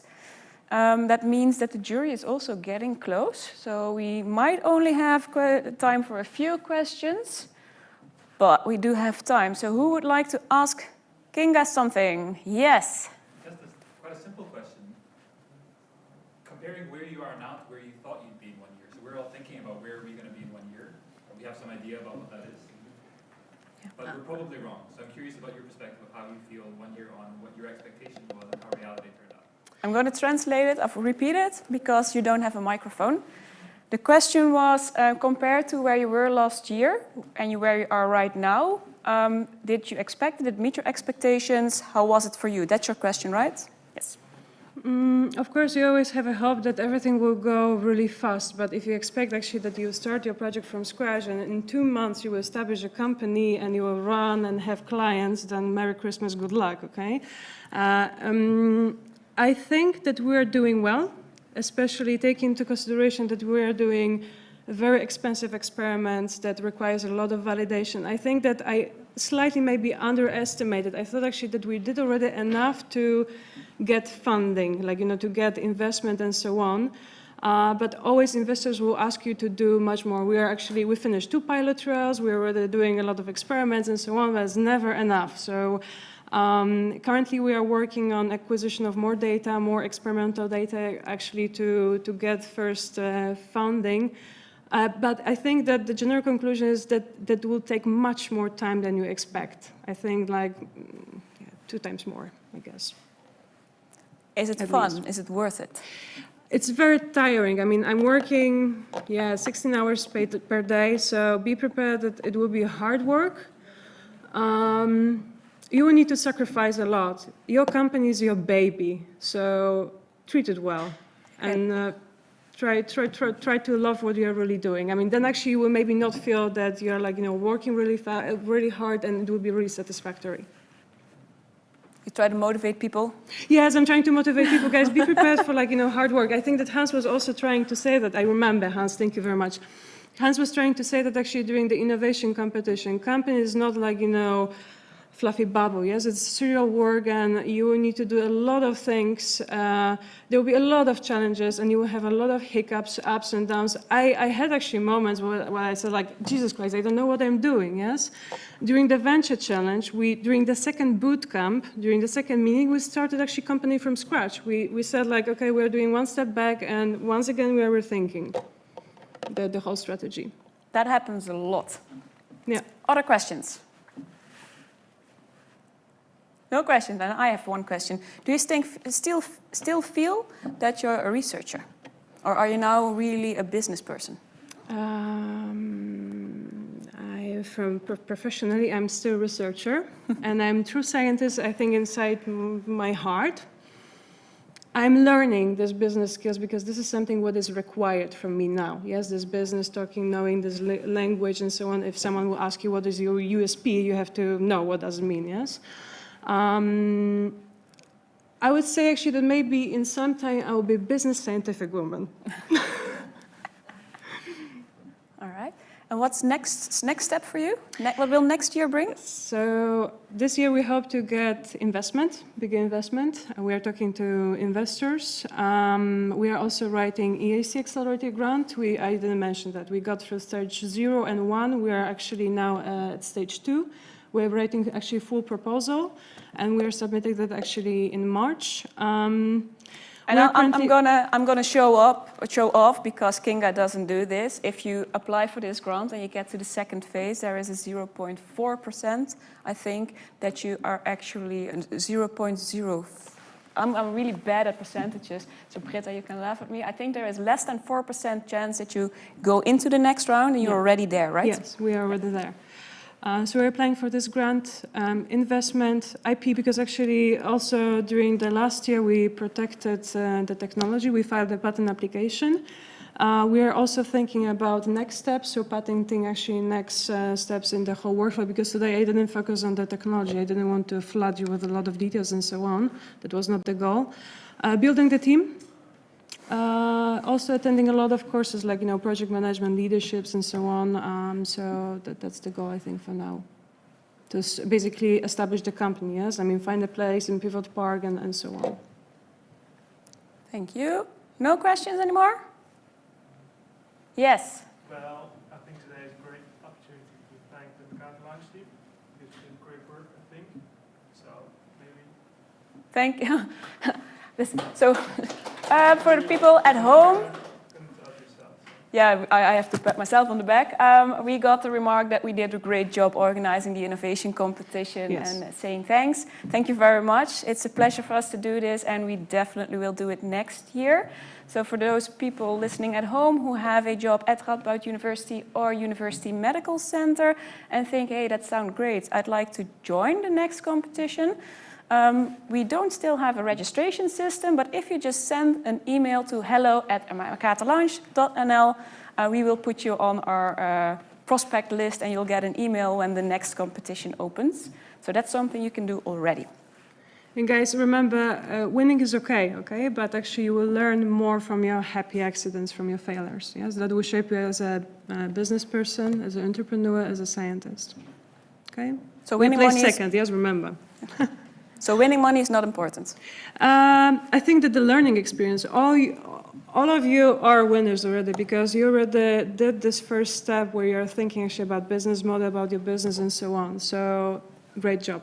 And fingers crossed actually for all teams because I'm pretty sure that you will manage. Thank you. Yes, applause for Kinga.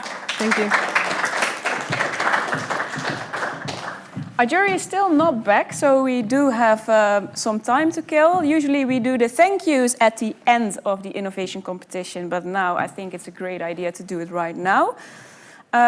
This competition is organized by MolKet Lounge. MolKet Lounge is a collaboration between the university and the University Medical Center.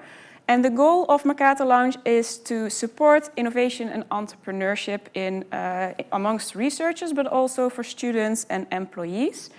They have great programs. Everything is free of charge. It's always important to tell you. You don't have to pay. You have to be dedicated. But if you have an idea and you want to know, can I do something with this? Would it be wise to do it? Am I the right person for this? You can contact one of the business coaches and they'll just have a coffee with you. So you don't have to file any documents. You don't have to send in project reports. It's just calling them or sending them an email. That's easier, and they will make an appointment and you'll just have a coffee and talk about your ideas. Of course, we do not do this alone. We do this for the university and the University Medical Center. These very important partners for us are what we call the knowledge transfer offices. And if you have never heard of one, there are several at the university. So a knowledge transfer office is an office where you can go as a researcher if you think you have valuable research results, and they will help you decide on a path to impact. At the University Medical Center, that's the Department of Valorization. At the Radboud University, if you are an employee of the Faculty of Science, you can go to Radboud Innovation Science. And if you are an employee at any other faculty, you can go to what was called Radboud Innovation, but since this year we are called the Research and Impact Team. You can find us, of course, in Radboud.net and also on Google. So it's quite, even there, it's easy going. You just make an appointment and we'll have a coffee. Am I forgetting something? Yes, of course, I'm forgetting a lot. If we're talking about thank yous, we have, of course, to thank all the people here. You don't see this at home, but we have like 5 or 6 cameras standing in front of us. It's making me very nervous. And the live stream that you're using to see this all from your couch probably is provided to us by Plurijn. You all know Plurijn if you're from the region. But we're very grateful for them that they've set this up, because otherwise we would have streamed it from a phone, I think, which would never have been this quality. Also, we have to thank, I'm not sure if they're here behind the coulisses, but we have Valerie, and I used to have a card, so I'm going to check this. Give me 1 second.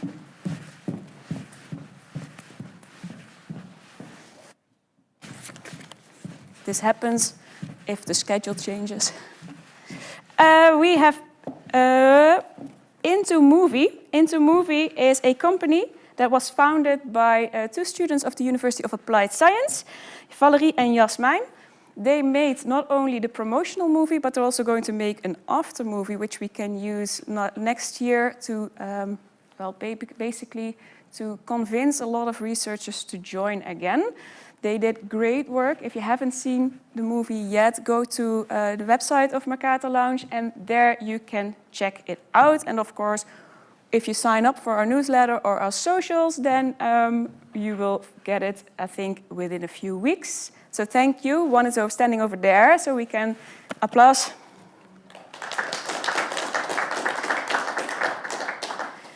Then there are 2 special thanks we need to do right now. One goes out to Hans. Hans is the trainer who gave the participants the bootcamp and the pitch training. He is amazing. Thank you, Hans.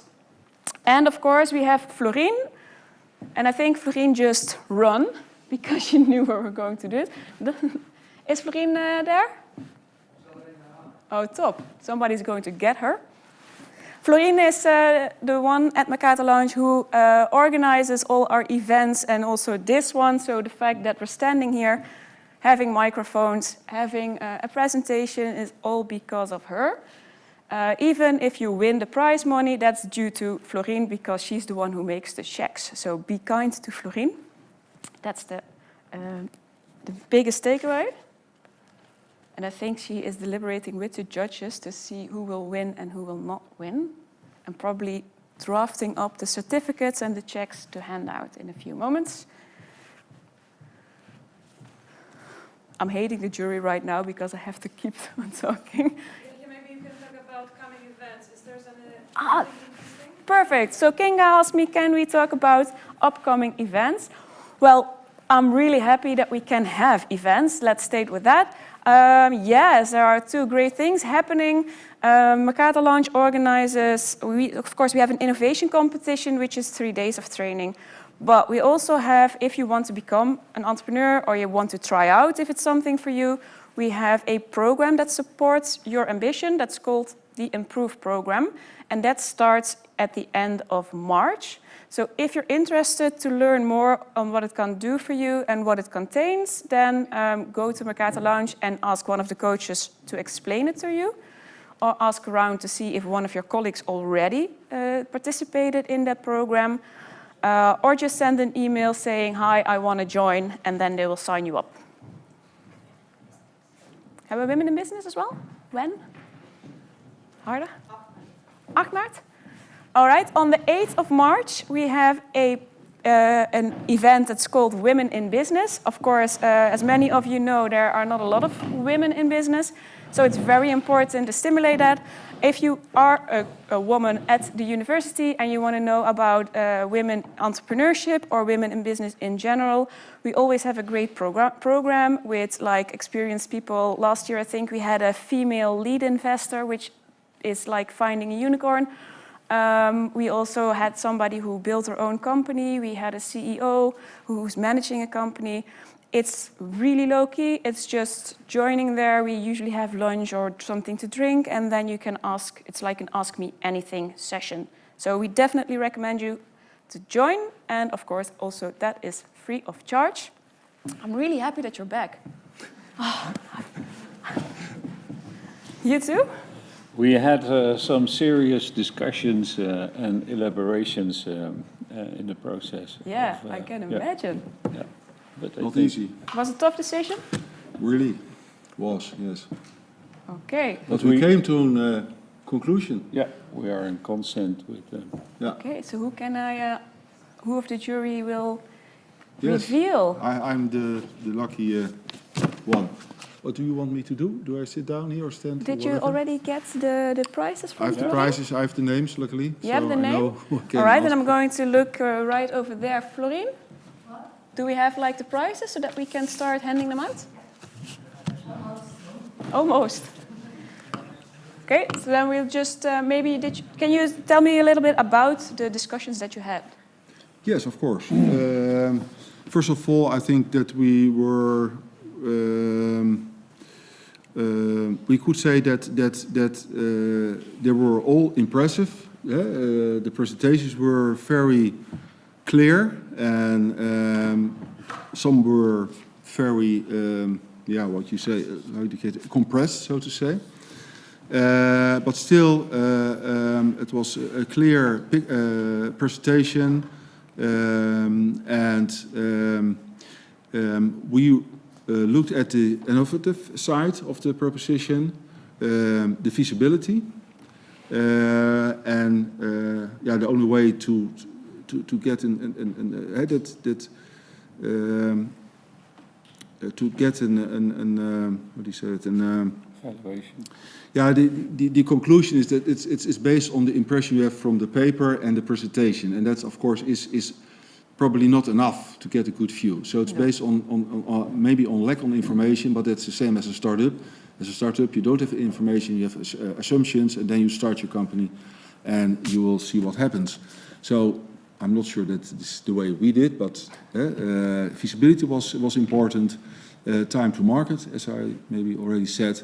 The team we spoke about, and we came very quick to a rangorde, rating 1 to 5, yeah. And we had some deliberation about the who will be first and who will be second. That was a tough discussion, and one of the major facts was probably that there are 2 members of the jury who has more affinity with the life science sector than with the IT, software, hardware development sector. So that maybe influenced our choice a little. But we came to a conclusion. So perfect. So we can, we'll start with Are you ready? public prize. The public prize first? Yeah. Yes. Maybe do you want to stand, or do you want to sit? No, I stand because I can't shake hands, of course. No, that's something we're not allowed to shake hands, of course, due to COVID. So might be strange, but that's what works. Ladies and gentlemen, is skip meat.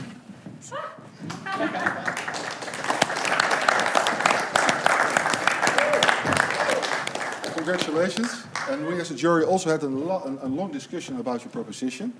There is, we think it will be not really disruptive, but it is an improvement of the existing diagnosed protocols, and really has an impact on cost savings, but on the patients. So we hope it will find its way to the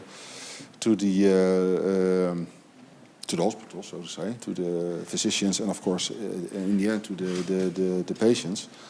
And I'm very glad that the public prize goes to you, so you can do some more validation study. Yes, that's yours. Also, that's the prize. That's more important than the name, I hope. I got 5,000 euros. So we have a mic for you. Would you like to say something? Yes, thank you very much. That was a great experience.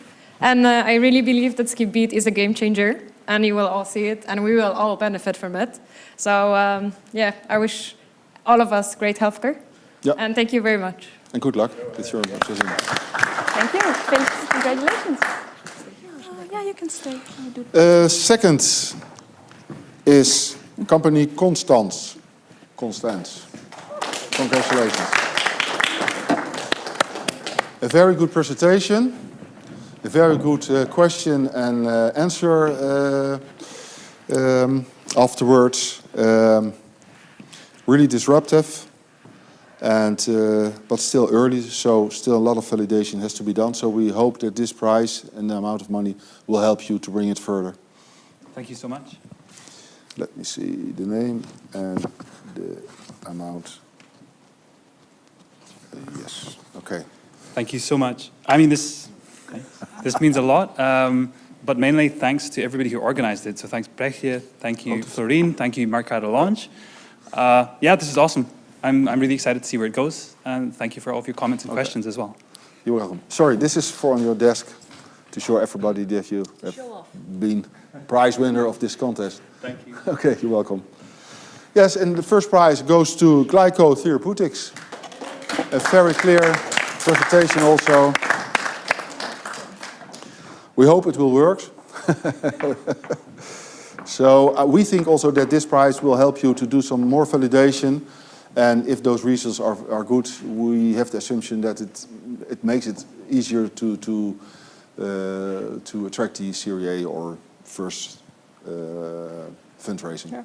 Well, thank you for seeing the potential in our innovation. You are. And thank you for organizing and we for have the the opportunity. Yes, sure, of course. You are. Did you expect it? I didn't expect it. I hoped it, of course, but I didn't expect it. No. Or you got really tough questions. Yeah, yeah, indeed. And of course, also thank you to my fellow contestants, because we actually had to help each other also a lot during the session. So it was a really nice time. Okay. Yeah, we could only give 3 prizes, but I think we can also remark the other 2. How do you say that? Contesters of this. We also think that it is innovative. We think it has market potential. It still has to validate. So there's no reason that we say we don't believe in it. It is still. Please go further with it, and we hope that you will, be able to make a company around it and being able to bring the product, make it a good. Company around it. So. Of course, a big thanks for the jury. You had a difficult task in making this decision. Thank you very much. Thank you, Harry. Thank you, Peter. Thank you, Peter, for being here today.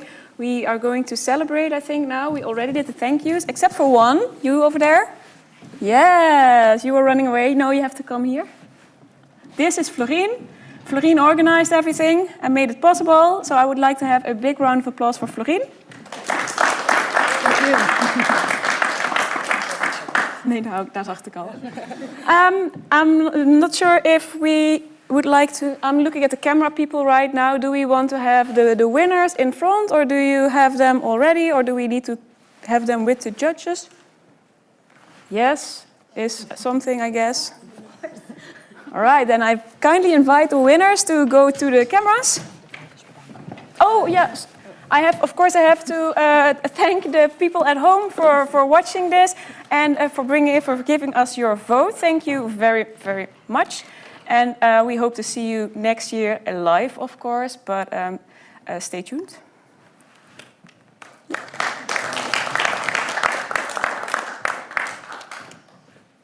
Yes, you may go to the front of the stage.